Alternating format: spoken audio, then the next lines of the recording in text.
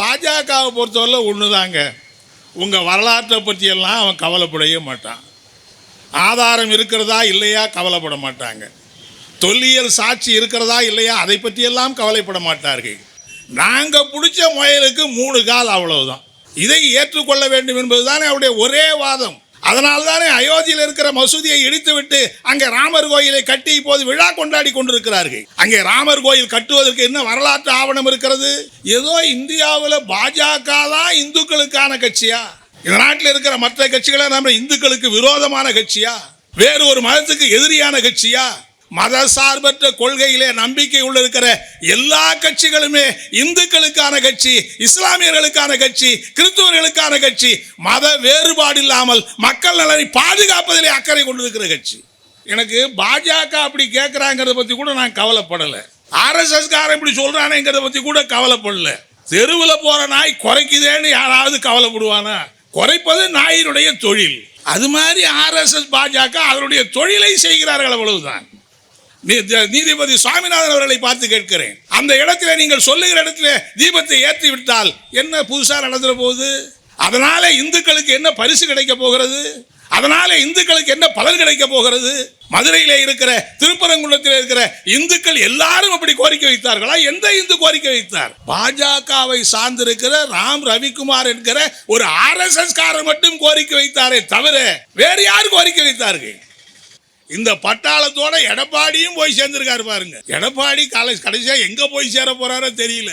கடைசியில ருத்ராச மாலை போட்டுக்கிட்டு தாடியை வளர்த்துக்கிட்டு இவங்களோட பஜகஞ்சம் பாட போனாலும் போவார்களோ என்கிற அப்படிப்பட்ட நிலைமை தானே இன்றைக்கு ஏற்பட்டு இருக்கிறது. ஐயா, தேர்தலில் நமக்கு கூட்டணி இருக்கலாம், கூட்டணி இல்லாம இருக்கலாம். திராவிட முன்னேற்ற கழகத்தோடு மார்க்சிஸ்ட் கட்சி கூட்டணி, மதசார்பற்ற அணிகள் சேர்ந்து நாங்கள் இருக்கிறோம். ஆனால் திராவிட முன்னேற்ற கழகம் செய்கிற தவறுகள் என்று வருகிற போது அதை நெற்றிக்கண்ணை திறந்தாலும் குற்றம் குற்றமே என்கிற அடிப்படையிலே தவறாமல் சுட்டி காட்டுகிற பணியை செய்கிற இயக்கம் மார்க்சிஸ்ட் கம்யூனிஸ்ட் கட்சி. உங்களுடைய கூட்டணி தர்மத்திற்காக மதுரை ஒரு மத கலவர மண்ணாக நீங்கள் மாற்றுவது நியாயமா என்றுதான் இன்றைக்கு நாங்கள் கேட்க விரும்புகிறோம். இது என்ன நியாயம்?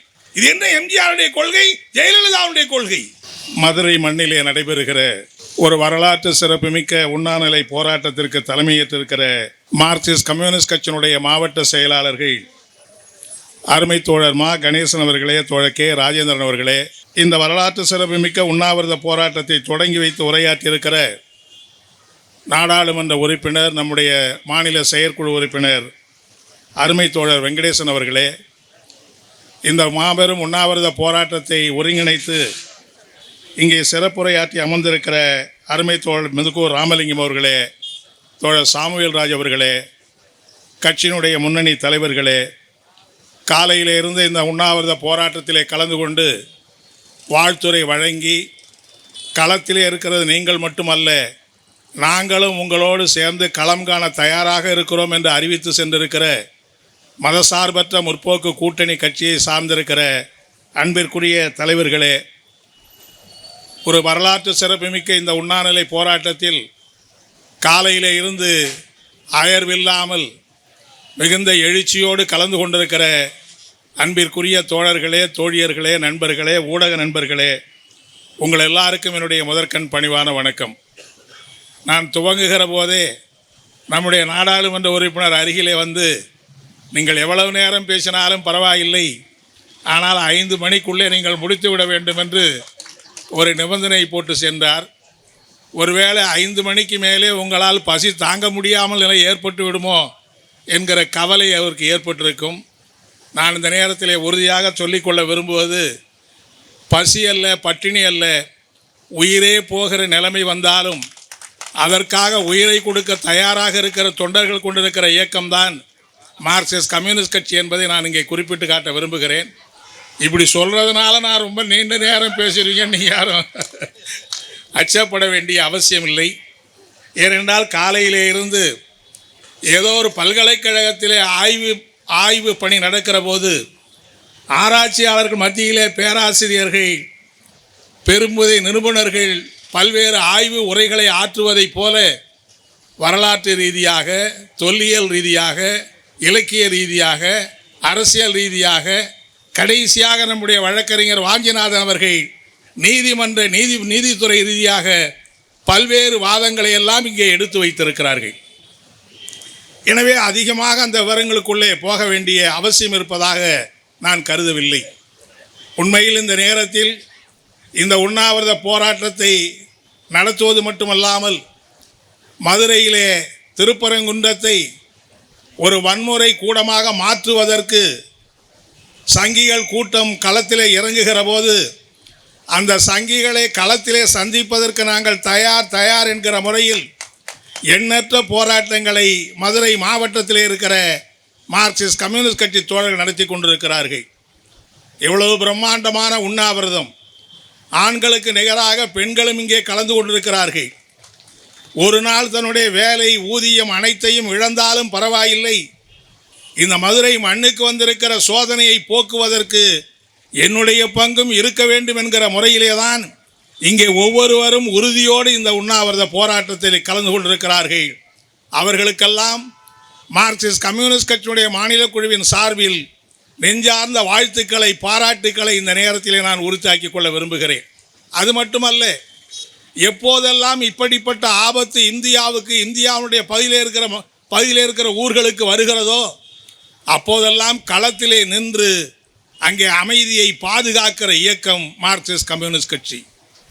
ஒரு தீப்பிடித்து கொண்டால் எப்படி அங்கே தீயணைப்பு படை வந்து அந்த தீயை அணைக்கிறதோ அதுபோல ஒரு பகுதியிலே அமைதிக்கு பாதகம் ஏற்படுகிறது, வன்முறை திட்டமிட்டு உருவாக்கப்படுகிறது, அங்கே இருக்கிற மக்களுடைய அன்றாட வாழ்வுக்கு அமைதிக்கு சீர்குலைவு ஏற்படுகிறது என்று சொன்னால் தீயணைப்பு படையை விட வேகமாக வந்து அந்த தீயை அணைக்கிற படையாகத்தான் மார்க்சிஸ்ட் கம்யூனிஸ்ட் கட்சி தமிழகத்திலே செயல்பட்டு கொண்டிருக்கிறது.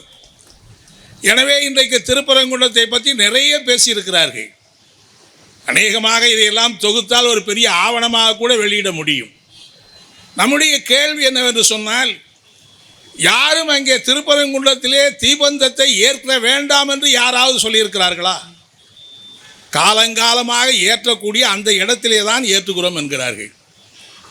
இவர்கள் ஏற்கனவே சொன்னதை போல இல்லை, இந்த இடத்திலே ஏற்றுங்கள் என்று அவர் சொல்லுகிறார்கள். அதற்கு என்ன காரணம், என்ன அவசியம்? இதுவரையிலே இருந்த இடத்தை மாற்றுவதற்கான ஏதாவது ஒரு காரணத்தை நீங்கள் சொல்ல வேண்டாமா?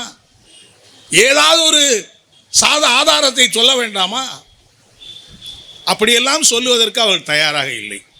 அவங்களை பொறுத்தவரையில் என்னன்னா, நம்முடைய வழக்கறிஞர் வாஞ்சிநாதன் நீதிமன்றத்திலே மிக சிறப்பாக வாதாடியது மட்டுமல்ல, இங்கே பல ஆதாரங்களை எல்லாம் சொன்னார்கள்.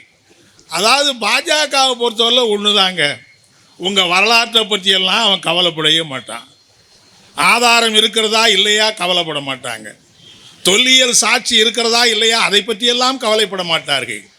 வரலாறு என்ன சொல்லுகிறது அந்த வரலாறை பற்றியெல்லாம் கவலைப்பட மாட்டார்கள். நாங்கள் பிடிச்ச முயலுக்கு 3 கால், அவ்வளவுதான். இதை ஏற்றுக்கொள்ள வேண்டும் என்பதுதானே அவருடைய ஒரே வாதம். அதனால்தானே அயோத்தியில் இருக்கிற மசூதியை இடித்துவிட்டு அங்கே ராமர் கோயிலை கட்டி இப்போது விழா கொண்டாடி கொண்டிருக்கிறார்கள். அங்கே ராமர் கோயில் கட்டுவதற்கு என்ன வரலாற்று ஆவணம் இருக்கிறது? என்ன வரலாற்று சான்று இருக்கிறது? என்ன தொல்லியல் சான்று இருக்கிறது?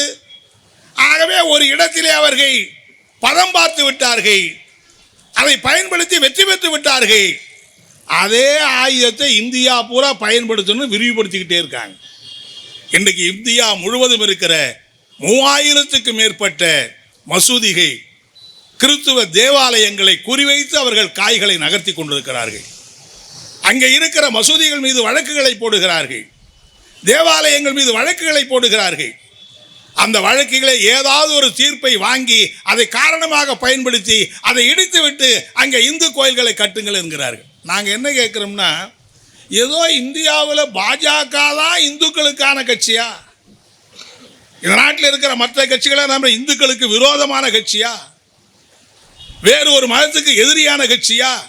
அருமை நண்பர்களை நாங்கள் சொல்லிக்கொள்ள விரும்புகிறோம், மத சார்பற்ற கொள்கையிலே நம்பிக்கை உள்ள இருக்கிற எல்லா கட்சிகளுமே இந்துக்களுக்கான கட்சி, இஸ்லாமியர்களுக்கான கட்சி, கிறிஸ்துவர்களுக்கான கட்சி, மத வேறுபாடு இல்லாமல் மக்கள் நலனை பாதுகாப்பதிலே அக்கறை கொண்டிருக்கிற கட்சி. என்னமோ நீங்க மட்டும்தான் இந்துங்கிறீங்க. இப்ப இந்த தூண்ல தீபம் ஏற்றிட்டா இந்துக்களுக்கு எல்லாம் கிடைச்சிருமா? நீதிபதி சுவாமிநாதன் அவர்களை பார்த்து கேட்கிறேன், அந்த இடத்துல நீங்கள் சொல்லுகிற இடத்துல தீபத்தை ஏற்றி விட்டால் என்ன புதுசாக நடந்துற போகுது? அதனால இந்துக்களுக்கு என்ன பரிசு கிடைக்க போகிறது? அதனால இந்துக்களுக்கு என்ன பலன் கிடைக்க போகிறது?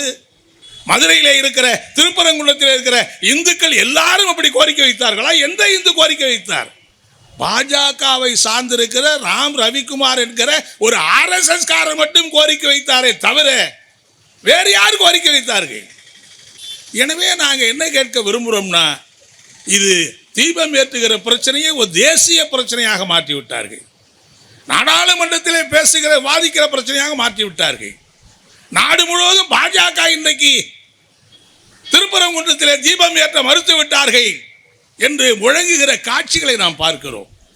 எனவேதான் பாஜக தீபம் ஏற்றுவது என்கிற ஒரு பிரச்சனையை மையப்படுத்தி இன்றைக்கு திருப்பரங்குன்றத்தை ஒரு மத கலவர பிரதேசமாக மாற்ற முயற்சிக்கிறார்கள். நான் கேட்க விரும்புவதெல்லாம், எனக்கு பாஜக அப்படி கேட்குறாங்கிறத பற்றி கூட நான் கவலைப்படலை, RSS காரன் இப்படி சொல்கிறானேங்கிறத பற்றி கூட கவலைப்படலை. தெருவில் போகிற நாய் குறைக்குதேன்னு யாராவது கவலைப்படுவானா? குறைப்பது நாயினுடைய தொழில். அது மாதிரி RSS பாஜக அதனுடைய தொழிலை செய்கிறார்கள், அவ்வளவுதான். உண்மையிலேயே பாராட்ட வேண்டிய நல்ல அம்சம் என்னவென்று சொன்னால், இந்த நிகழ்விலே எவ்வளவுதான் பாஜகவும் RSSம் நீதிபதி GR சுவாமிநாதனும் நீங்கள் திருப்பரங்குன்றத்திலே தீயை பற்ற வைக்க முயற்சித்த போதும் திருப்பரங்குன்றத்திலே மறந்திருக்கிற பெரும்பகுதியான மக்கள், மொத்த மக்கள் தொகையும் உங்களை அந்நியப்படுத்தி இருக்கிறார்களே, அது ஒன்றே போதும் நீங்கள் அவர்களுக்கானவர்கள் அல்ல என்பது. இங்க பிரச்சனை என்ன? நான் கவலையோடு பார்ப்பது நீதிமன்றங்களை தான், நீதிபதியை தான். ஏனென்று சொன்னால் பாஜக எப்படிப்பட்ட ஆள் நமக்கு தெரியுமே. இவர்களெல்லாம் நீதிமன்றத்தை பற்றி கவலைப்படுகிறவர்களா? இப்போ என்ன சொல்றாரு H. ராஜா? அவர் பாருங்க, பெரிய நீதிமான், அவர் நீதி வழுவாதவர், அவர் பெரிய சுப்ரீம் கோர்ட்டில் பிராக்டிஸ் பண்ணிட்டு இருக்கிறவர். அவர் சொல்றாரு நீதிமன்ற உத்தரவை நீங்கள் அமல்படுத்த வேண்டாமா? நான் கேட்குறேன், H. ராஜா அவர்களே, சில மாதங்களுக்கு முன்னால் உங்களை ஹைகோர்ட் நீதிபதி நேரடியாக அழைத்தார். நீங்கள் வர மறுத்தீங்க. நீங்கள் வரலன்னா உங்களை கைது பண்ணிட்டு கொண்டு வந்து கூண்டில் ஏற்றுவோன்னு சொன்னார். அப்புறம் பயந்துக்கிட்டு போய் ஏற்றுனீங்க. அவங்க பார்த்து உங்களை சில கேள்வி கேட்டாங்க. இப்படியெல்லாம் நீங்கள் பேசினீர்களா என்று கேட்டபோது, ஐயா சாமி, நான் வாய் தவறி பேசிவிட்டேன், என்னை மன்னித்து விடுங்கள் என்று நீதிமன்றத்திலே மன்னிப்பு கேட்ட பிறகுதானே இந்த H. ராஜா. யாரை பற்றி பேசினீர்கள்? உயர் நீதிமன்றத்தை பற்றி பேசினீர்கள். அந்த வார்த்தையை நம்மால கூட சொல்ல வாய் வராது. உயர் நீதிமன்றமா என்ன, எதுக்கு நிகர் என்று நீங்கள் பேசினீர்களே. அப்படிப்பட்ட H. ராஜாவுக்கு உயர் நீதிமன்றத்தின் மீது அதிகமான மதிப்பு வந்து விட்டது. ஆகவே இவர்கள் எப்படி, பிரச்சனை என்னவென்று சொன்னால், அவங்க இதை ஊதி ஊதி தீ மூட்ட முயற்சி பண்ணிக்கிட்டு தான் இருக்காங்க. யாரும் அதை திரும்பி பார்க்கல, யாரும் அதை பொருட்டா நினைக்கல. ஆனால் இப்போது இந்த அளவுக்கு அது பூதாகாரமான பிரச்சனையாக வெடித்திருக்கிறது என்று சொன்னால், அதுக்கு அடிப்படை மதுரை நீதிமன்றத்தினுடைய நீதியரசர் GR சாமிநாதன் அவர்கள் போட்டிருக்கிற உத்தரவு தான் இன்றைக்கு தேசம் தழுவிய பாதிக்கக்கூடிய பிரச்சனையாக இந்த பிரச்சனையை மாற்றி இருக்கிறது. நான் என்ன கேட்க விரும்புகிறேன், நீதிபதி GR சுவாமிநாதன் அவர்களை பார்த்து கேட்க விரும்புவதெல்லாம், ஒரு நீதிபதி எப்படி இருக்க வேண்டும்? நீங்கள் நீதிமன்றத்துக்கு போனீங்கன்னா தெரியும், அங்கே நீதி தேவதை சிலை வைத்திருப்பார்கள். அதன் கண்ணிலே ஒரு கருப்பு துணி கட்டி மறைத்திருப்பார்கள். அதுவே சிலை தான், அது யாரையும் பார்க்க முடியாது. இருந்தாலும் ஒரு கருப்பு துணியை கட்டி மறைச்சிருப்பார்கள். கையிலே ஒரு தராசு கொடுத்து அந்த தராசுடைய 2 தட்டும் சமமாக இருக்க வேண்டும் என்று பார்ப்பார்கள். அது எதற்காக என்று சொன்னால், நீதிபதி அந்த அமர்விலே வந்து உட்கார்ந்த பிறகு அவர் தன்னுடைய விருப்பு வெறுப்புகளை எல்லாம் ஒதுக்கி வைத்துவிட்டு பாரபட்சமான ஒரு நேர்மையான முறையிலே நீதி வழங்க வேண்டும் என்பதற்கு அடையாளமாகத்தான் அதை வைத்திருக்கிறார்கள். ஆனால் நீதிபதி GR சாமிநாதன் அவர்களே, உங்களை பார்த்து நான் கேட்க விரும்புகிறேன், அப்படிதான் நீங்கள் நீதி வழங்குகிறீர்களா? எத்தனை நீதிமன்ற வழக்குகளே உங்கள் மீது பிரச்சனை வருகிறது. அனைத்து சாதியினரும் அர்ச்சகராக வேண்டும் என்கிற சட்டம் போட்டால், அதற்கு பயிற்சி பெற்றவர்களுக்கு தமிழ்நாடு அரசு அர்ச்சகராவதற்கான பணியாணை கொடுத்தால், அந்த பணியாணையை நீங்கள் தடை செய்கிறீர்கள். கரூரிலே எச்சில் இலையின் மீது எச்சில் புரண்டால் உங்களுக்கு சொர்க்கம் கிடைக்கும் என்கிற நம்பிக்கை அடிப்படையிலே எச்சில் இலையிலே புரளுகிறார்கள்.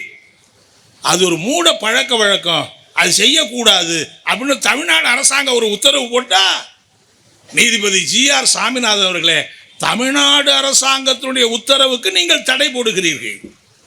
அப்படியானால் எச்சில் இலையிலே புரண்டால் எல்லாருக்கும் சொர்க்கம் கிடைத்துவிடும் என்று அரசியல் சாசனத்தில் எழுதியிருக்கிறதா? அப்படி உச்சநீதிமன்றத்துடைய தீர்ப்பு ஏதாவது இருக்கிறதா? ஆனால் நீங்கள் போடுகிறீர்கள். எல்லாவற்றை விட திருப்பரங்குன்றம் தீப பிரச்சனையை விட கூட மிக முக்கியமான பிரச்சனை, தமிழ்நாட்டிலே 13 பல்கலைக்கழகங்களுக்கு கடந்த 2 ஆண்டுகளாக துணைவேந்தர் பதவி இல்லை. துணைவேந்தர் பதவியை நியமிக்க முடியாத நிலைமையை ஆளுநர் ரவி ஏற்படுத்தி விடுகிறார். தமிழ்நாடு சட்டமன்றத்தால் நிறைவேற்றப்பட்ட சட்டங்களுக்கு ஒப்புதல் கொடுக்க மறுக்கிறார். கேட்டு காட்டு பார்த்து ஒப்புதல் கிடைக்கவில்லை. உச்ச நீதிமன்றத்திலே மனு போடுகிறது தமிழக அரசு. உச்ச நீதிமன்ற நீதிபதி 2 பேர் விசாரித்து ஒரு வரலாற்று சிறப்புமிக்க நீதிபதி தீர்ப்பை வழங்குகிறார்கள். ஆளுநர் ரவி சட்டமன்றத்தினாலே நிறைவேற்றப்பட்ட சட்டங்களை கிடப்பிலே போட்டு வைத்தது தவறு என்று தீர்ப்பு வழங்குகிறார்கள். அந்த சட்டங்களுக்கு நாங்களே ஒப்புதல் கொடுக்கிறோம் என்று சொல்லி உச்ச நீதிமன்றமே ஒப்புதல் கொடுக்கிறது. அந்த ஒப்புதல் வந்த உடனே தமிழக அரசு அவசரமாக இந்த 13 பல்கலைக்கழகங்களுக்கும் துணைவேந்தர் பதவிக்கு மனு கோருகிறது. பல்கலைக்கழகங்கள் இருண்டு கிடக்கிறது.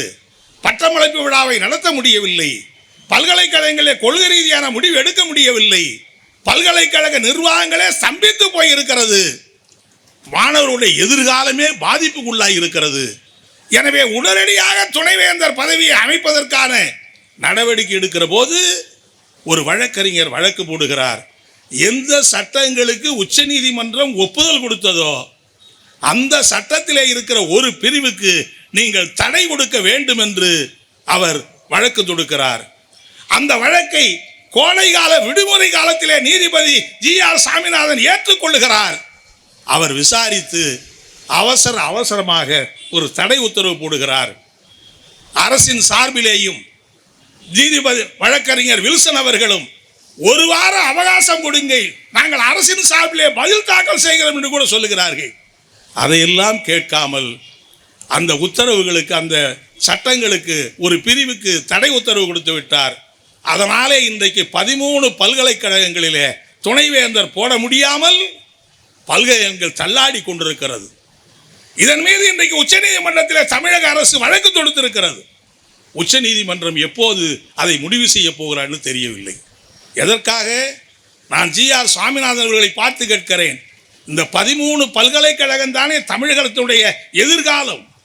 அதில் படிக்கிற பிள்ளைகள் மீது உங்களுக்கு அக்கறை இருக்க வேண்டாமா? பல்கலைக்கழகங்கள்லாம் மூடி சுடுகாடாக்கி விட்டால் உங்களுடைய ஆசை திருப்தி அடைஞ்சு விடுமா? அவசரமாக ஒரு தடை உத்தரவு போட்டு அந்த பல்கலைக்கழகங்களை இன்னைக்கு செயலற்றதாக மாற்றி வைத்திருக்கிறார். எனவேதான் நீதிபதி அவர்களே, உங்களை பார்த்து நான் கேட்க விரும்புகிறேன், இதெல்லாம் எந்த நீதியின் அடிப்படையில் நீங்கள் வழங்குகிறீர்கள்? இன்னும் சொல்ல போனால் தமிழக வரலாற்றில் 2 முறை நாடாளுமன்றத்திலே இம்பீச்மெண்ட் மோஷன் கொடுக்கப்பட்டிருக்கிற ஒரு நீதிபதி என்றால் அது GR சாமிநாதன். வழக்கறிஞர் வாஞ்சிநாதன் மீது தவறான புகாருக்கு நடவடிக்கை எடுத்த காரணத்தினாலே இவர் மீது இம்பீச்மெண்ட் மோஷன் பாராளுமன்றத்திலே தாக்கல் செய்யப்பட்டிருக்கிறது. திருப்பரங்குன்றத்திலே வழக்கிலே இவர் தீர்ப்பு வழங்கியதை எதிர்த்து இன்றைக்கு நாடாளுமன்றத்திலே 100க்கும் மேற்பட்ட எம்பிக்கள் கையெழுத்து போட்டு இம்பீச்மெண்ட் மோஷன் இருக்கிறார்கள்.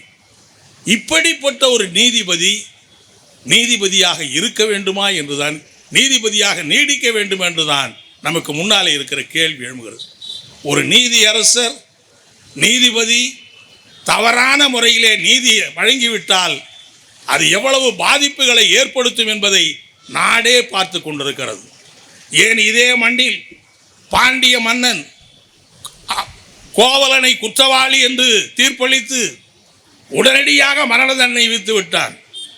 அவன் நிதானமாக விசாரிக்கவில்லை. பதட்டத்திலே தவறான முடிவை எழுதிவிட்டான். அந்த தவறான முடிவு தீர்ப்பு எழுதிய காரணத்தினால் மதுரை மண் தீக்கிரையாக்கப்பட்ட சம்பவம் நமக்கு நன்றாக தெரிகிறது.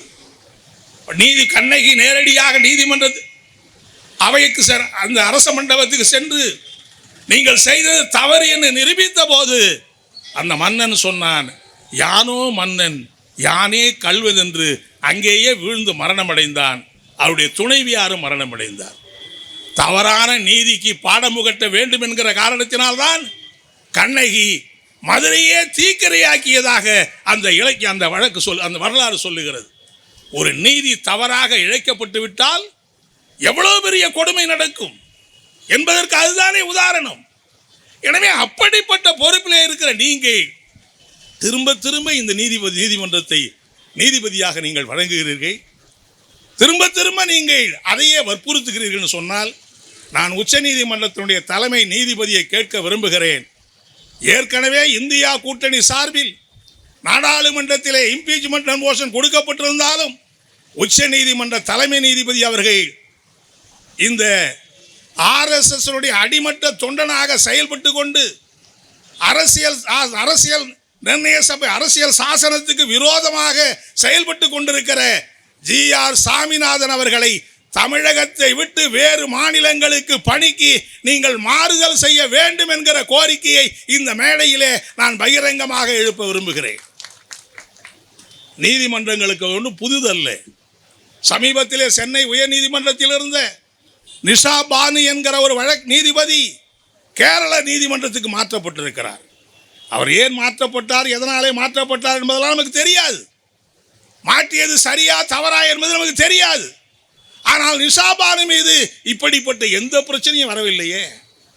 அவர் தவறாக இப்படி தீர்ப்பு எழுதினார் என்று எங்கேயும் சொல்லவில்லையே. அவர் வழங்கிய எந்த தீர்ப்பும் ஒரு பொது மேடையிலே விவாதிக்கப்பட்டதில்லையே. அப்படிப்பட்ட நிஷா பானுவையே இன்றைக்கு கேரளாவுக்கு நீங்கள் மாற்றுகிற போது இவ்வளவு பிரச்சனைக்குரியவர் நாளைக்கு மேலும் மேலும் தமிழ்நாட்டிலே நீடிப்பார் என்றால் திருச்சியை பற்றி சொன்னார்கள், திண்டுக்கல்லை பற்றி சொன்னார்கள், வேறு வேறு பல பிரச்சனைகளை பற்றி சொன்னார்கள். பல்வேறு இடங்களிலே இன்றைக்கு தான் ஏற்றுக்கொண்ட பொறுப்புக்கு விரோதமான முறையிலே ஒரு நீதிபதி என்கிற அந்த எல்லையை தாண்டி அவர் நீதிபதியாக நீடிப்பது தமிழ்நாட்டுக்கு நல்லதல்ல. சொல்ல போனால் RSSம் பிஜேபிக்கு நமக்கு பிரச்சனை என்றால் நாம் களத்தில் பார்த்துக்கலாம். எத்தனை பேர் RSS வந்துருவாங்க. மதசார்பற்ற முற்போக்கு கூட்டணி திரண்டு ஒரு பெருமூச்சு விட்டாலே போதும் பாஜகவும் RSSம் பஞ்சு பஞ்சாக பறந்து விடுவார்கள். மார்க்சிஸ்டுகள் அணிதிரண்டு உங்களை களத்திலே காணுவோம் என்று எச்சரிக்கை விட்டாலே போதும் எச் ராஜா குதிரை வேகத்தில் பாய்ச்சல்ல பாஞ்சு ஓடுவார். ஆனால் ஒரு நீதிபதி இன்றைக்கு இருப்பது தான் நமக்கு பிரச்சனையாக இருக்கிறது.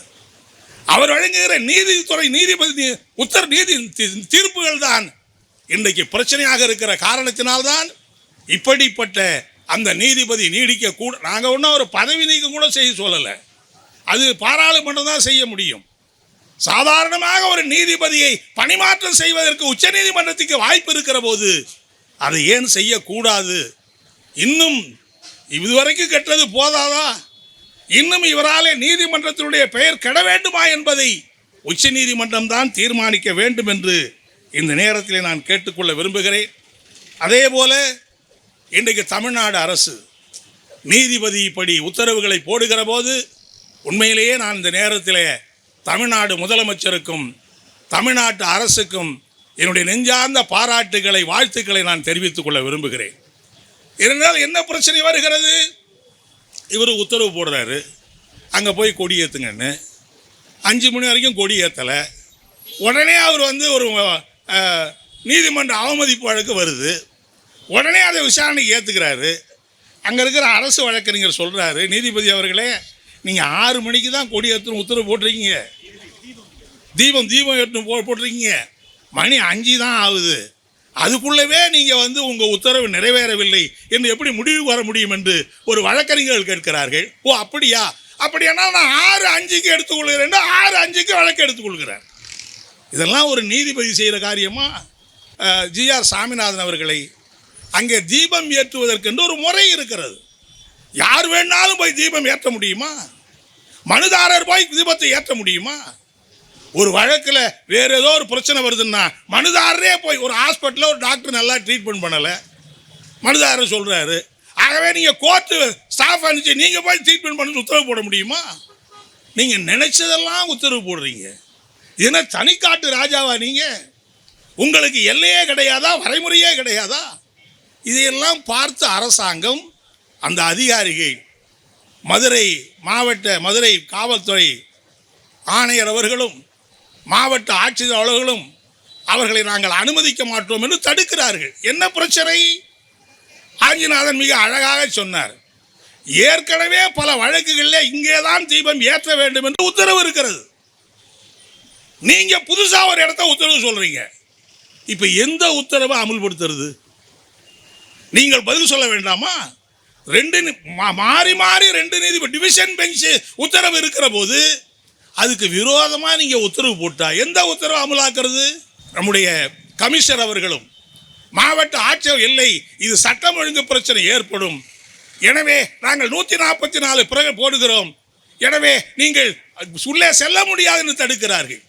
ஒருவேளை அவர்கள் அமைதியாக இருந்திருந்தால் என்ன ஆயிருக்கும்? இவங்க இங்கேருந்து போவ, அங்கே போய் தீபத்தை ஏற்ற, அங்கே இருக்கிற மாநில போலீஸ் தடுக்க, சிஎஸ்எஃப் அவங்களோட பேச, சென்ட்ரல் போலீஸும் ஸ்டேட் போலீஸும் மோதிக்கிறதா? இவர்களுக்குள்ளே சண்டை நடந்தால் என்ன ஆகும்? அங்கே இருக்கிற இஸ்லாமியர்களுக்கும் இந்துக்களுக்கும் ஒரு மோதல் வந்து அரசுகளுக்கும் மோதல் வந்தால் என்ன ஆகும்? இதை பற்றியெல்லாம் நீங்கள் கவலைப்பட வேண்டாமா? நீங்க கேட்கிற ஒரே கேள்வி என்னன்னா, நாம் போட்ட உத்தரவை ஏன் அமலாக்கல? நீங்க போட்ட உத்தரவு தான் அப்படி திருசங்க சொர்க்கத்தில் இருக்கிற மாதிரி இருக்குது. 2 நீதிபதி உத்தரவு ஒன்று சொல்லி இருக்கிறாரு, அதுதான் காலங்காலமாக நடக்குது. நீங்க திடீர்னு ஒரு இடத்த புதுசா சொல்றீங்க. வரம்புக்கு அதாவது வழக்கத்துக்கு மாறாக ஒரு மனுதாரையே போய் தீபம் ஏற்றுங்கன்னு சொல்றீங்க. எப்படி அதை அனுமதிக்க முடியும்? இதெல்லாம் நீதிமன்ற விசாரணையிலே இருக்கிறது என்றுதான். எல்லாத்தை விட வேடிக்கை என்னன்னா, நம்முடைய பாஜகவை சார்ந்தவர்கள் நீதிமன்ற உத்தரவை திமுக அரசு அமலாக்கவில்லை. ஒருவேளை நாளைக்கே திமுக அரசாங்கத்தை கலைஞன்னு தீர்மானம் போட்டாலும் போடுவாங்க. நான் கேட்குறேன், பாஜகவை பார்த்து கேட்கிறேன், நீதிமன்ற உத்தரவுக்கு நீங்கள் ஏதாவது செவிமடுத்தீர்களா? நீங்கள் ஏதாவது காது கொடுத்து கேட்டீர்களா? அயோத்தியிலே நீங்கள் பாபர் மசூதியை இடித்தீர்களே, அங்கே உச்ச நீதிமன்ற தீர்ப்பை நீங்கள் மீறவில்லையா? அதையும் மீறிதான் நீங்க இடிச்சிங்க. சபரிமலையிலே பெண்கள் அந்த கோயிலுக்குள்ளே சென்று வழிபடக்கூடாது என்கிற ஒரு மரபு இருக்கிறது. மார்க்சிஸ்ட் கம்யூனிஸ்ட் கட்சியை பொறுத்தவரையிலே அந்த மரபை நாங்கள் ஏற்றுக்கொள்ளவில்லை. பெண்கள் எல்லா இடத்திலேயும் சென்று வழிபடுகிற அந்த உரிமை வேண்டும் என்பதுதான் எங்களுடைய அடிப்படையான நோக்கம். உச்சநீதிமன்ற வழக்கு வந்தது. உச்சநீதிமன்றம் தீர்ப்பு சொன்னது, அப்படி தடை இருக்கக்கூடாது, அப்படி மரபு இருக்கக்கூடாது, ஆகவே பெண்கள் நீங்கள் உள்ளே சென்று வழிபட அனுமதிக்க வேண்டும் என்று அந்த தீர்ப்பு சொன்னது. கேரள அரசாங்கம், பினராயி விஜயன் அரசாங்கம் அந்த பெண்களை உள்ளே அனுமதிக்க வேண்டும் என்று நடவடிக்கை எடுத்த போது நான் எச் ராஜாவை பார்த்து கேட்கிறேன், நயினார் நாகேந்திரனை பார்த்து கேட்கிறேன், நீங்கள் உச்சநீதிமன்ற தீர்ப்பை கேரளாவிலே ஏற்றுக்கொண்டீர்களா? உச்சநீதிமன்ற தீர்ப்பின் அடிப்படையிலே பெண்களை உள்ளே சென்று வழிபட அனுமதித்தீர்களா என்றுதான் நம்முடைய கேள்வி. அவர்கள் அனுமதிக்கவில்லை. பெண்கள் அந்த ஐயப்ப சுவாமிக்குள்ளே, அந்த சபரிமலை கோயிலுக்குள்ளே நுழைகிற நிலைமை ஏற்பட்டால் கேரளம் முழுவதும் இரத்த ஆறு ஓடும் என்று கொக்கரித்தவர்கள் நீங்க. உச்சநீதிமன்ற காலிலே போட்டு மிதித்தவர்கள் நீங்க. அப்படிப்பட்ட நீங்கள் இங்க என்ன கேட்குறீங்க? ஏன் உயர்நீதிமன்ற தீர்ப்பு அமலாக்கல? ஏதோ உயர்நீதிமன்றம் அப்படின்னா என்னன்னா, உங்களுக்கு சாதகமாக இருந்தால் நீங்கள் அமலாக்குவீங்க, உங்களுக்கு பாதகமாக இருந்தால் நீங்கள் அமலாக்க மாட்டீங்க. நான் இன்னொரையும் குறிப்பிட விரும்புகிறேன். ஒரு உயர்நீதிமன்ற தீர்ப்பு, உச்சநீதிமன்ற தீர்ப்பு வந்தால் அதை அமலாக்குகிற போது என்ன பாதகமான விளைவுகள் ஏற்படும் என்பதை ஒரு மாநில அரசு கவனத்திலே கொள்ள வேண்டி இருக்கிறது. இன்றைக்கு மணிப்பூர் 28 மாதங்களாக இன்றைக்கு பற்றி எரிந்து கொண்டிருக்கிறது. இதுவரையிலே 400 பேர் படுகொலை செய்யப்பட்டிருக்கிறார்கள். நூற்றுக்கணக்கான பேர் காணாமல் போயிருக்கிறார்கள். இதற்கெல்லாம் காரணம் என்ன? அந்த மணிப்பூர் நீதிமன்றம் வழங்கிய ஒரு தீர்ப்பு தான். ஒரு குறிப்பிட்ட பகுதியினரை எஸ்சி பிரிவிலே சேர்க்க வேண்டும் என்று அவர்கள் உத்தரவு போட, அந்த உத்தரவை அந்த மாநில அரசு அமுலாக்கியது. அதனுடைய விளைவாக அங்கே ஒரு பெரிய இன கலவரமே வெடித்து இன்று வரையிலே அமைதி ஏற்படவில்லை. அன்றைக்கு அந்த அரசு நிதானமாக இருந்திருந்தால் இவ்வளவு பேர் செத்திருக்க வேண்டிய அவசியம் இல்லை. பிறகு உச்சநீதிமன்றமே நேரடியாக தலையிட்டு அந்த உத்தரவை ரத்து செய்திருக்கிறது. இது எதை காட்டுகிறது? ஒரு நீதிமன்றம் ஒரு உத்தரவு போட்டு விட்டால் அதுதான் சாஸ்வதமானது என்று சொல்ல முடியுமா? ஒருவேளை நீங்கள் போட்ட உத்தரவு நாளைக்கு தவறு என்று நிரூபித்து விட்டால் அதனாலே ஏற்படுகிற விளைவுக்கு நீங்கள் பொறுப்பேற்றுக் கொள்ள முடியுமா? எனவேதான் அருமை நண்பர்களே, தொடர்ந்து இவர்கள் இப்படி நாடகமாட இப்போ இதில் என்ன பெரிய கஷ்டமாக இருக்குன்னா, இந்த பட்டாளத்தோட எடப்பாடியும் போய் சேர்ந்துருக்காரு பாருங்க. எடப்பாடி கடைசியாக எங்கே போய் சேர போகிறாரோ தெரியல. கடைசியில் ருத்ராச மாலை போட்டுக்கிட்டு தாடியை வளர்த்துக்கிட்டு இவங்களோட பஜகஞ்சம் பாட போனாலும் போவார்களோ என்கிற அப்படிப்பட்ட நிலைமை தானே இன்றைக்கு ஏற்பட்டிருக்கிறது. அருமை தோழர் வாஞ்சிநாதன் இங்கே சொன்னாரே, நீங்களே ஆட்சியிலே இருக்கிற போது நீதிமன்றத்திலே இந்த இடத்தை மாற்றக்கூடாது என்று நீங்களே உங்களது அரசு வாக்குமூலம் பதிவு செய்ததா இல்லையா? நீங்கள் முதலமைச்சர் 2017 உங்களுக்கு தெரியாமலா அந்த வழக்கு வந்தது? உங்களுக்கு தெரியாமலா இந்து அறநிலைத்துறை அந்த வாக்குமூலத்தை தாக்கல் செய்தது? நீங்க ஆட்சியில் இருக்கிற போது எந்த இடத்திலே தீபம் ஏற்றக்கூடாது என்று வாக்குமூலம் தாக்கல் செய்தீர்களோ அதை எதிர்த்து இன்றைக்கு நீங்கள் நீதிமன்ற தீர்ப்பை அமலாக்க வேண்டும் என்று சொன்னால், ஆட்சியில் இருக்கிற போது ஒரு நியதி, ஆட்சியை விட்டு இறங்கி பாஜகவுடைய பாதுகாப்பு வந்துவிட்ட பிறகு பாஜகவுடைய தொண்டனாக மாறிவிட்டு போயிருக்கிற அப்படிப்பட்ட நிலைமைதானே உங்களுக்கு ஏற்பட்டிருக்கிறது. அந்த வரலாற்றை எல்லாம் அவர் சொல்லி இருக்கிறார்கள். ஜெயலலிதா காலத்திலே வந்த வழக்கு விவரங்கள் எல்லாம் தெரிகிறது நாட்டுக்கு. எனவே எடப்பாடியை பார்த்து அதிமுகவை பார்த்து நாங்கள் கேட்க விரும்புகிறோம். ஐயா, தேர்தலில் நமக்கு கூட்டணி இருக்கலாம், கூட்டணி இல்லாமல் இருக்கலாம். திராவிட முன்னேற்ற கழகத்தோடு மார்க்சிஸ்ட் கட்சி கூட்டணி மதசார்பற்ற அணிகள் சேர்ந்து நாங்கள் இருக்கிறோம். ஆனால் திராவிட முன்னேற்ற கழகம் செய்கிற தவறுகள் என்று வருகிற போது அதை நெற்றிக்கண்ணை திறந்தாலும் குற்றம் குற்றமே என்கிற அடிப்படையிலே தவறாமல் சுட்டி காட்டுகிற பணியை செய்கிற இயக்கம் மார்க்சிஸ்ட் கம்யூனிஸ்ட் கட்சி. உங்களுடைய கூட்டணி தர்மத்திற்காக மதுரை ஒரு மத கலவர மண்ணாக நீங்கள் மாற்றுவது நியாயமா என்றுதான் இன்றைக்கு நாங்கள் கேட்க விரும்புகிறோம். இது என்ன நியாயம்? இது என்ன எம்ஜிஆருடைய கொள்கை, ஜெயலலிதாவுடைய கொள்கை? எடப்பாடி அவரே வகுத்து கொண்டிருக்கிற அநேகமா இன்னும் கொஞ்ச நாளில் அண்ணா திராவிட முன்னேற்ற கழகம் என்கிற கட்சியை பாஜகவுடைய ஒரு துணை அமைப்பாக பாஜகவிற்கு அதிமுகவை அடமானம் வைக்கிற அப்படிப்பட்ட நிலைக்கு தான் எடப்பாடியார் இன்றைக்கு போய்கொண்டிருக்கிறார் என்பதற்கு எடுத்துக்காட்டுதான் இப்படிப்பட்ட சம்பவம். பாஜக இன்றைக்கு செய்கிற எதை பற்றியாவது விமர்சனம் செய்கிறார்களா? எனவேதான் இன்றைக்கு பாஜக ஆட்சி நாட்டில் இருக்கிற ஏராளமான பிரச்சனைகள் இருக்கிறது. எனக்கு முன்னாலே பேசிய பல பேர் சொன்னார்கள், இன்றைக்கு இந்தியாவுடைய வரலாற்றிலே, உலக வரலாற்றிலேயே கிராமப்புறத்திலே இருக்கிற உழைப்பாளி மக்கள் பெண்களுக்கு அரசு வேலை கொடுத்து 100 நாள் வேலை திட்டம் என்கிற ஒரு சிறப்பான திட்டத்தை இடதுசாரிகள் ஆதரவோடு மன்மோகன் சிங் அரசு கொண்டு வந்தது. படிப்படியாக அந்த திட்டத்தை நீர்த்து போக செய்து இன்றைக்கு மகாத்மா காந்தி என்கிற அந்த பெயரை கூட நீக்கிவிட்டு அந்த 100 நாள் திட்டத்தை ஊற்றி மூடுகிற அப்படிப்பட்ட ஏற்பாடை செய்திருக்கிறார்கள். எடப்பாடியை பார்த்து கேட்கிறேன், அந்த திட்டத்துக்கு உங்களுடைய பதில் என்ன? அதற்கு உங்களுடைய நிலை என்ன? பாஜக செய்திருக்கிற அது நியாயம் என்று உங்களாலே சொல்ல முடியுமா? அது மட்டும் இல்லை, இன்றைக்கு நாடாளுமன்றத்தில் விதைகள் சட்டம் வந்திருக்கிறது. அடுத்த நாடாளுமன்றத்தில் விதைகள் சட்டத்தை கொண்டு வர போகிறார்கள். இனிமே உங்க வீட்டில் இருக்கிற ஒரு தக்காளி செடியில் இருக்கிற விதையை எடுத்து நீங்க பாதுகாத்து பிறகு நீங்களே பயன்படுத்த முடியாது. எல்லா விதைகளும் கம்பெனிகளுக்கு செல்ல வேண்டும். கம்பெனிகளிடத்தில் இருந்துதான் நீங்கள் எந்த ஒரு சாகுபடிக்கும் விதைகளை பெற வேண்டும் என்கிற கட்டாயமாக்குகிற ஒரு சட்டம். அந்த சட்டம் வந்துவிட்டால் மான்சாட்டோ போன்றிருக்கிற இந்தியாவுடைய சர்வதேசத்தில் இருக்கக்கூடிய அந்த கம்பெனிகள் விதையை இஷ்டத்துக்கு ஏற்றி வைப்பான். 1 கிலோ நெல் என்று சொன்னால் அதற்கு 5000 ரூபாய் விலை கொடுத்தால் கூட அவர்கள் கொடுக்க மாட்டார்கள். ஒரு கீரை விதையை வாங்கணும்னா கூட நீங்கள் வாங்க முடியாது. ஒரு அவரை விதை வாங்க வேண்டுமானால் கூட நீங்கள் வாங்க முடியாது. வெண்டைக்காய் சாகுபடி செய்யணும்னா அவங்க விதை கொடுத்தாதான் நீங்கள் வீட்டில் வெண்டைக்காயே சாகுபடி செய்ய முடியும். எதை சாகுபடி செய்யணும், எதை சாப்பிடணும், எல்லாவற்றையும் கம்பெனிகள் தீர்மானிக்கிற அந்த சட்டம் வந்திருக்கிறது. எடப்பாடியார் அவர்களே, இதுக்கு நீங்கள் ஆதரவு தானே? இதுக்கு நீங்கள் ஜால்ரா தானே? இதுக்கு நீங்கள் பிபி ஒத்துதல் தானே? எனவே பாஜக செய்கிற எதையுமே எதிர்க்காத ஒரு அடிமையாக, RSS அடிமையாக, பாஜகவுடைய அடிமையாக, பாஜகவுடைய எடுபிடிகளாக இன்றைக்கு அதிமுகவை அடமானம் வைத்திருப்பதுதான் எடப்பாடியுடைய அரசியல் என்பதை நான் தெரிவித்துக் கொள்ள ஆகவே அதிமுக நண்பர்களை நாங்கள் கேட்டுக்கொள்ள விரும்புகிறோம். இங்கே கூட செல்லூர் ராஜா அடிக்கடி பேட்டி கொடுக்குறாரு. அவருக்கு சவால் விடுறாரு, இவருக்கு சவால் விடுறாரு. நான் கேட்குறேன், ஏன் மோடிக்கு ஒரு நாளைக்கு சவால் விட்டு பாருங்களேன். நயினா நாகேந்திரனுக்கு நீங்கள் சவால் விட முடியுமா? HC ராஜாவுக்கு நீங்கள் சவால் விட முடியுமா? HC ராவாஜனுடைய காலடியிலே விழுந்து கிடக்கிறவர்களாக இன்றைக்கு அதிமுக மாறி இருக்கிறார்கள். அநேகமாக நடைபெறுகிற சட்டமன்ற தேர்தலில் பாஜகவுக்கு தமிழ்நாட்டில் எப்பயுமே இடம் இருக்காது.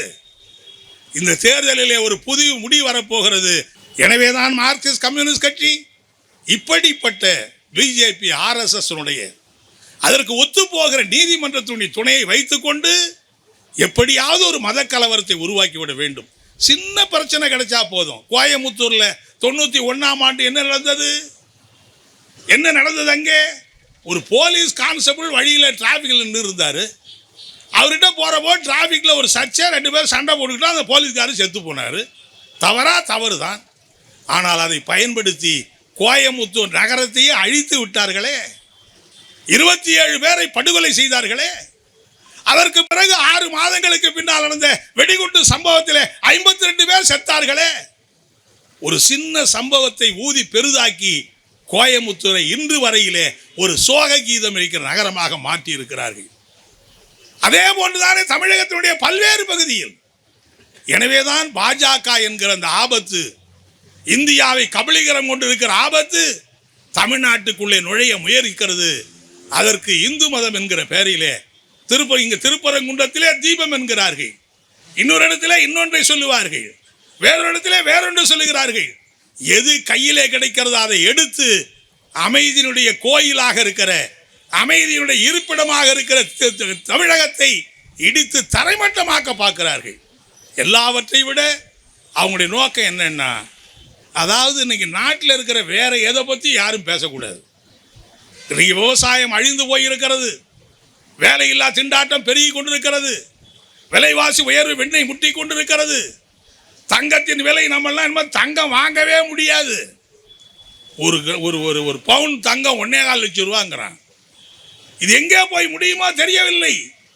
பாஜக ஆட்சியிலே பெட்ரோல் எரிவாயு விலைகள் மேலும் மேலும் ஏறிக்கொண்டே இருக்கிறது. நீங்கள் ஆட்சிக்கு வந்த போது கேஸ் விலை என்ன, இன்னைக்கு என்ன கேஸ் விலை? நீங்கள் ஆட்சிக்கு வந்த போது பெட்ரோல் விலை என்ன, இன்னைக்கு என்ன பெட்ரோல் விலை? நாடே இன்றைக்கு நிர்மூலமாய் கொண்டிருக்கிறது. சிறு குறு தொழில் அழிந்து கொண்டிருக்கிறது. இன்றைக்கு அமெரிக்க ஜனாதிபதி ஓட்ட உத்தரவினாலே திருப்பூர் நகரம் இன்றைக்கு மௌனமாக உயிரிழந்து கொண்டிருக்கிறது. படிப்படியாக ஆலைகள் மூடிக்கொண்டிருக்கிறார்கள்.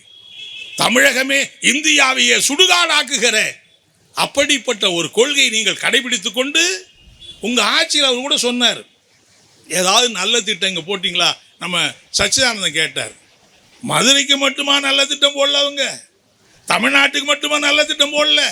கடந்த 12 ஆண்டுகளிலே பாஜகவை பார்த்து கேட்கிறேன், நயினா நாகேந்திரனை பார்த்து கேட்கிறேன், இந்த நாட்டில் இருக்கிற சாதாரண மக்களுக்கு ஒரே ஒரு நல்ல திட்டத்தை போட்டதை உங்களால் எடுத்து காட்ட முடியுமா? ஒரு நல்ல திட்டம் 12 ஆண்டுகளில்.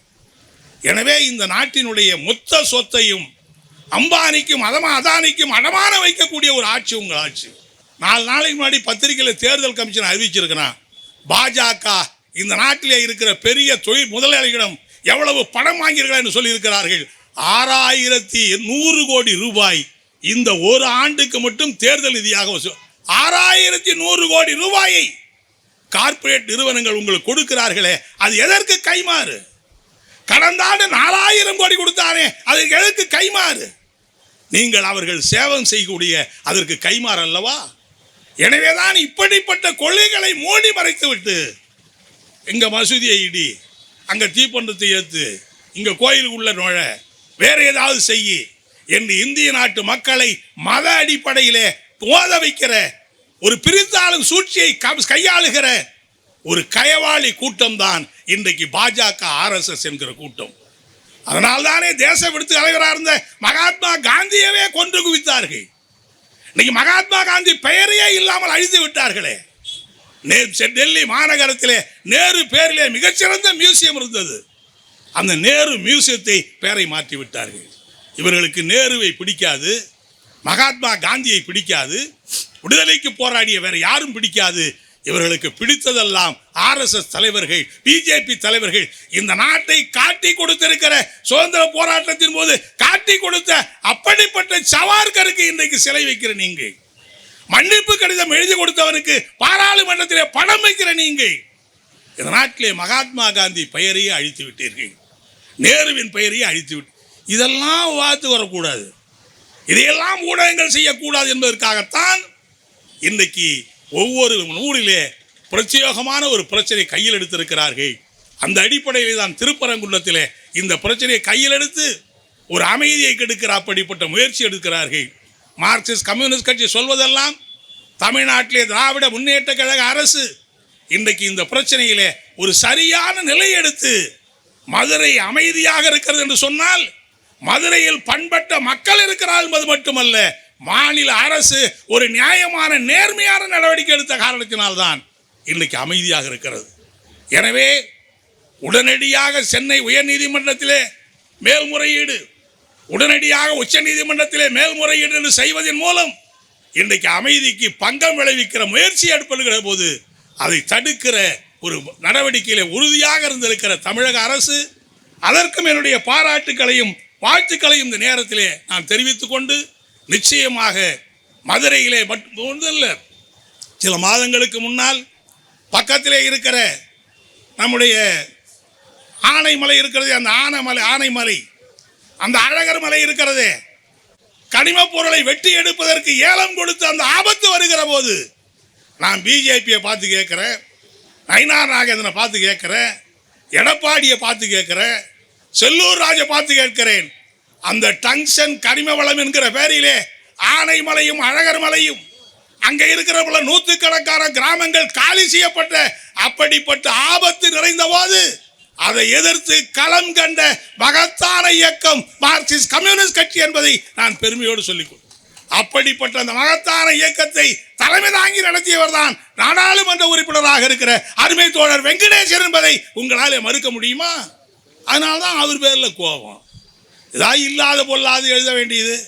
நான் கேட்குறேன், அவரை பார்த்து மிரட்டுகிறார்கள், அவருக்கு எச்சரிக்கை விடுகிறார்கள். நான் பகிரங்கமாக இங்கே எச்சரிக்கை விடுகிறேன். நீங்கள் இனிமேல் நம்முடைய அருமை தோழர் வெங்கடேசன் மீது உங்களுடைய குரல் பதியுமானால், நீங்கள் எச்சரிக்கை விடுப்பீர்களானால், அந்த எச்சரிக்கைக்கு எதிர் எச்சரிக்கை விட வேண்டிய கட்டாயம் மார்க்சிஸ்ட் கம்யூனிஸ்ட் கட்சிக்கு இருக்கும். அது வெறும் வாய் மூலமான எச்சரிக்கையாக மட்டும் இருக்காது, நேரடி நடவடிக்கையிலே பகிரங்கமாக நாங்கள் மக்களை திரட்டி அந்த எச்சரிக்கையை சவாலை சந்திப்போம் என்பதை நாங்கள் தெரிவித்துக் கொள்ள விரும்புகிறோம். அதே மாதிரி மாநில செயலாளர் சண்முகம், அவர் பேசாத ஒன்று பேசுகிறதா சொல்லி, அவர் சிக்கந்தமலர் சொல்லிட்டாரு சொல்லி, அது சொல்லலாமா வேண்டாமா என்று நம்முடைய வழக்கறிஞர் வாங்கினாதீங்கள் சொன்னார். சொல்லாத ஒன்றை சொன்னதாக சொல்லி ஒரு பத்திரிகையிலே போட வைப்பது, பிறகு நீதிமன்றத்துக்கு வழங்கிப்பது, இருக்கவே இருக்கிறார் ஜிஆர் சாமிநாதன், அவர்கிட்ட ஒரு உத்தரவு வாங்க வேண்டியது. என்ன நாடகம் இது? எத்தனை நாளைக்கு இந்த நாடகத்தை நீங்கள் அரங்கேற்றுவீர்கள்? இப்படிப்பட்ட மோசமான நாடகங்களை எல்லாம் நீங்கள் அரங்கேற்றினால் அதில் நீங்கள் வெற்றி பெற முடியாது. மார்க்சிஸ்ட் கம்யூனிஸ்ட் கட்சி இன்றைக்கு விரும்புவதெல்லாம் மதுரை அமைதியாக இருக்க வேண்டும். மதுரை அமைதியாக இருந்து மதுரைக்கான வளர்ச்சி திட்டங்கள், இங்கே இருக்கிற மதுரை விமான நிலையம் சர்வதேச விமான நிலையம் மாற்றப்படுவது, இங்கே இருக்கிற தொழில் வளம் பெருக வேண்டும், எய்ம்ஸ் மருத்துவமனை கட்டி முடிக்கப்பட வேண்டும். இப்படி மதுரை மாநகருடைய வளர்ச்சி, அதற்கு கவனம் செலுத்த வேண்டும். மதுரை மாநகரம் இன்றைக்கு ஒரு சிக்கலான நிலைமையிலே இருக்கிறது. மாநகர மேயர் இன்றைக்கு அவருடைய கணவர் கைது செய்யப்பட்டிருக்கிற காரணத்தினாலே மேயர் இல்லை. எனவே அமைதியான முறையிலே மாநகரத்தை செயல்படுத்த வேண்டிய பல்வேறு கடமைகளை, பொறுப்புகளை மார்க்சிஸ்ட் கம்யூனிஸ்ட் கட்சி நிறைவேற்றும்.